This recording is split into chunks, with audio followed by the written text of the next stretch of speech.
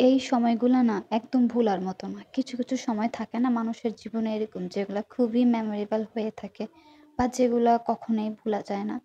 আমার এই ব্লগে বা এই ভিডিওতে আমি আজকে তাই শেয়ার করব আপনাদের সাথে। So hello everyone, welcome to my another blog. আশা করি আপনারা সবাই ভালো আছেন এবং সুস্থ আছেন। সেদিনও আমাদের একটা আউটগোয়িং প্ল্যান ছিল যে আমরা একটু বাইর হবো, ঘোরাঘুরি করব, হাঁটাহাঁটি করব। তো যার কারণে আমি সুন্দর করে রেডি হয়ে নিচ্ছিলাম।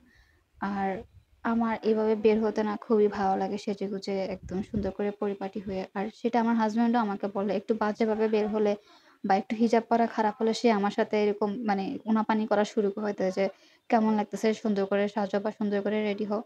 তো এই জিনিসগুলো আমার খুব ভালো লাগে। সে কেয়ার করে যে আমাকে বাজে দেখা গেলে মানুষ হাসাহাসি করবে বা ট্রোল করবে। তো সেটা সে যে একদম সহ্য করতে পারবে না বা পছন্দ করতে পারবে না। যার কারণে আমাকে আগেই সে বলে দেয়। আমি মনে করি বাহিরের মানুষ আমাকে খারাপ বলার চেয়ে ও আমাকে খারাপ বলাটা অনেক ভালো। কারণ ও হচ্ছে একদম আমার সোলমেট। সো ও আমার ভালো-মন্দ অবশ্যই বুঝবে। যাই হোক এনিওয়েজ আমরা বাসা থেকে বের হয়ে চলে আসলাম। আমার এই ক্লক্স গুলা কিনার অনেক শখ ছিল অনেকদিন ধরে। আমি তাকে পুরা জ্বালায় ফেলছি যে আমি এগুলা নিবই নিবো, নিবই নিবো। তো সেদিন সে একটু সময় পেয়ে আমাকে বলতেছিল যে, "তুমি রেডি হও, তোমাকে নিয়ে বের হবো।" বাট আমাকে বলে নাই সে আমাকে ক্লক্স কিনে দিবে। আমি তো মার্কেটে গিয়ে জাস্ট মানে খুশিতে একদম পারতেছিলাম না নেচে ফেলতে। জাস্ট পাবলিক প্লেস দেখে নিজেকে খুব কষ্টে কন্ট্রোল করেছি। তারপর এখানে উনি অনেক ভ্যারাইটিস শু আমাদেরকে এনে দিচ্ছিল। আমার প্রিয়তম স্বামীর একটাও পছন্দ হচ্ছিল না।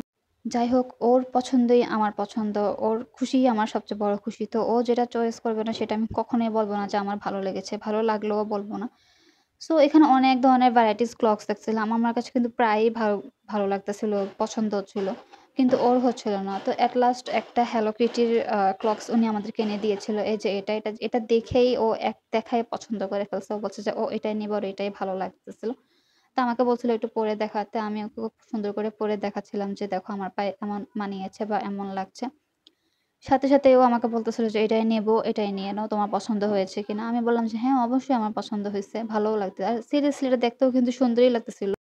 কজ হোয়াইট কন্ট্রাস্ট এর আমার যেকোনো জিনিস পছন্দ। আমি হোয়াইট লাভার তো মানে আমার সাদা রংটা খুবই পছন্দ। তো সাদা যেকোনো জিনিস দেখলে আমি এমনিই মানে রাজি হয়ে যাই জিনিসটা নেওয়ার জন্য। তো ফাইনালি এটাই ডিসাইড হইলো নেওয়ার জন্য, এটাই নিলাম। নেওয়া শেষ করে এবার বলতে পারেন এটা আমাদের একটা জাতীয় অভ্যাস হয়ে গিয়েছে যে বাহিরে গেলে আমাদের মাস্ট বি কোনো না কোনো রেস্টুরেন্টে যাইয়া ঢু মারা লাগবেই। পেটে খিদে থাকুক বা না থাকুক। মানে এই ব্যাড হ্যাবিটটা আমরা দুজন কিভাবে চেঞ্জ করতে পারি প্লিজ অবশ্যই আমাদেরকে সাজেস্ট করবেন। আচ্ছা যাই হোক বাদ দেন যেহেতু রেস্টুরেন্টে এসেই গেছি বাকি কাহিনীটাও আপনাদেরকে শুনিয়ে দিই। তারপর আমরা কুমিল্লার ফেমাস পিসিতে চলে আসছি চাপ ট্রাই করার জন্য। পুরা কুমিল্লাবাসী ইতিমধ্যেই জানে যে পিসির চাপ ইজ দ্য বেস্ট চাপ ইন কুমিল্লা। সো আমরা এটা ট্রাই করার জন্য চলে আসছি। আর এই তো অর্ডার দিয়ে আমরা বসে এবার স্ন্যাপ নিচ্ছিলাম, দুষ্টামি করছিলাম। আর আমি সেদিন একটু দেখতেছিলাম।